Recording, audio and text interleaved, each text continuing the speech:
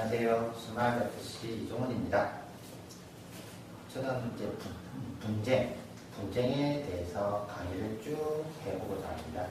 분쟁을 통해서 강의를 하기 위해서는 가맹사업이기 때문에, 가맹사업과 관련 분쟁이기 때문에 분쟁의 토대가 되는 가맹계약서도 중요할 거고, 가맹계약을 체결하기 앞서서 본사가 제공하는 정보공개서도 중요할 겁니다.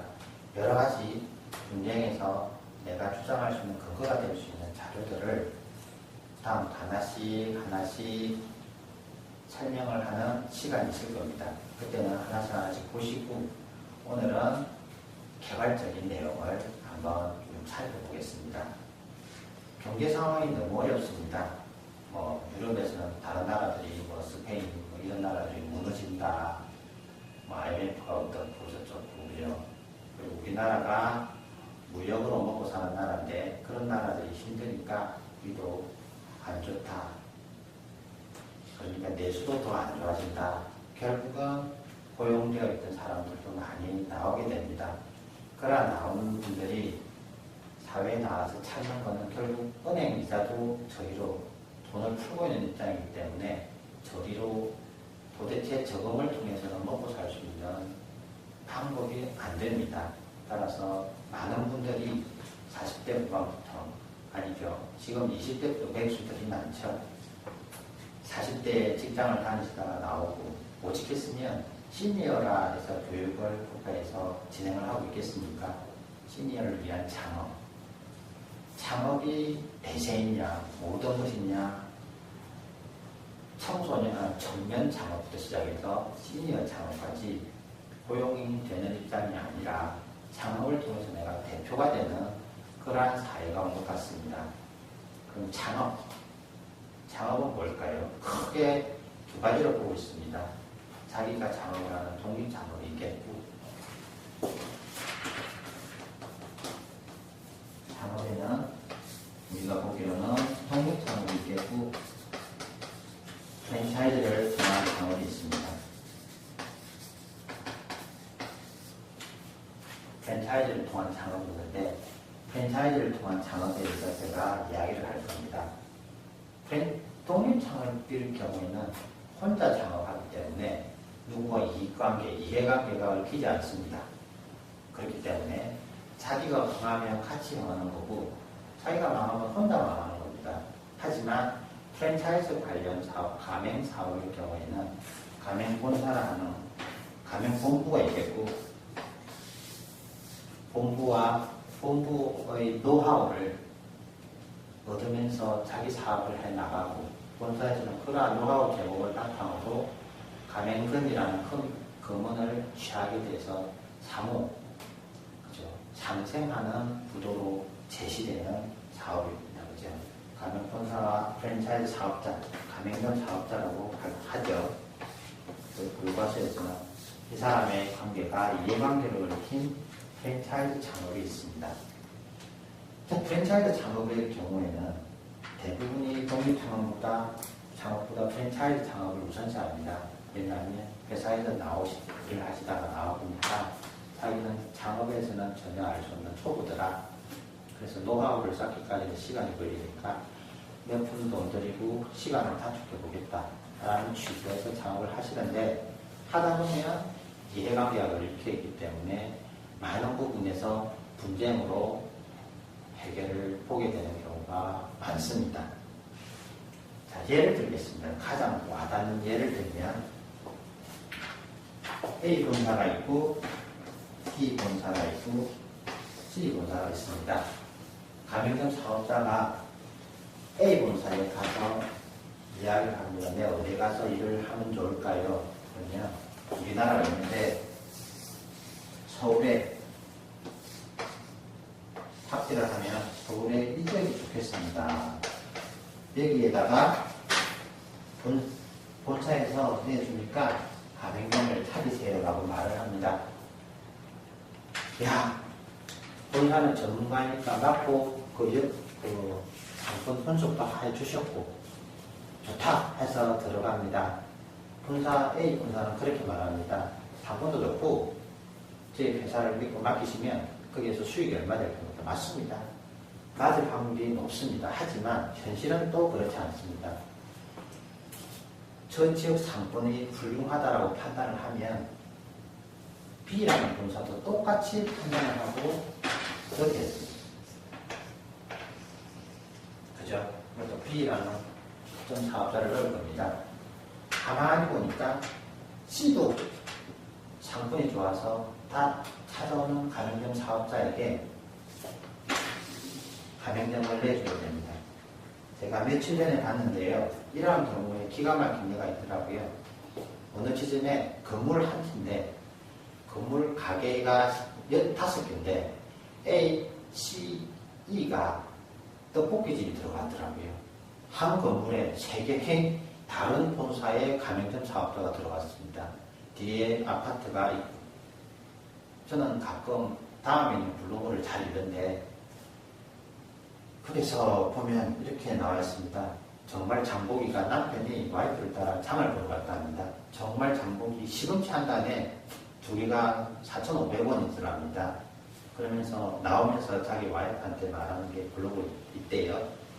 와, 우리도 이런데 장사하시는 분들이야 돈이 남겠나? 물론 많이 사면 돈 되겠지만 인건비부터 시작해서 기름 도대체 생활이 안 되겠다.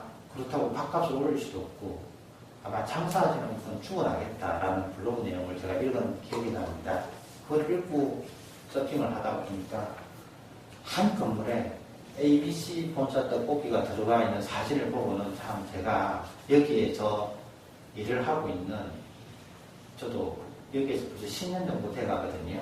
여기서 일을 하고 있는 전문가라고 내세우는 저 입장에서도 기가 막힌 내용이 있다 이겁니다.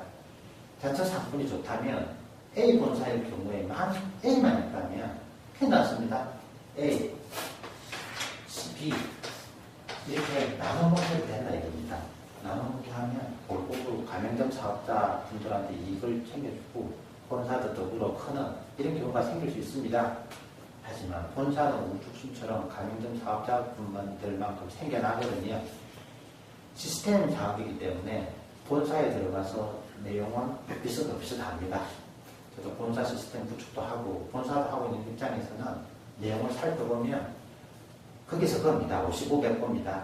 뭐 월등하게 예를 들어 커피점, 커피에 들어가는 노하우가 뭐 그렇게 엄청난 게 있겠습니까? 그러니까 우주순처럼 생겨나는 거 아니겠습니까? 하지만 본사들이 바라보는 중요한 상권은 비슷하다 이겁니다. 그죠? 따라서 이렇게 해서 다 잘 된다면 분쟁은 없겠지만 돈이 안 되니까 분쟁이 발생을 하게 됩니다. 자, 그럼 어떻게 해야 될까요? 제가 강의를 주로할 게 분쟁입니다.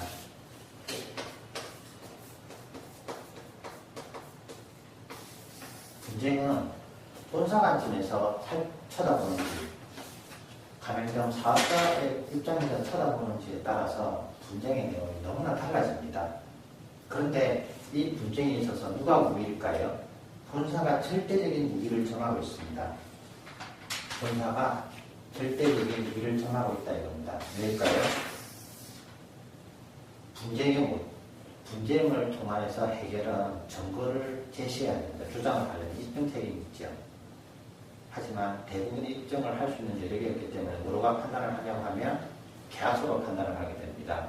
가맹계약서라고 있죠. 계약서를 체결하게 될 거 아닙니까? 그 계약서는 가맹사업에서 계약서를 누가 만들죠? 본사에서 만듭니다.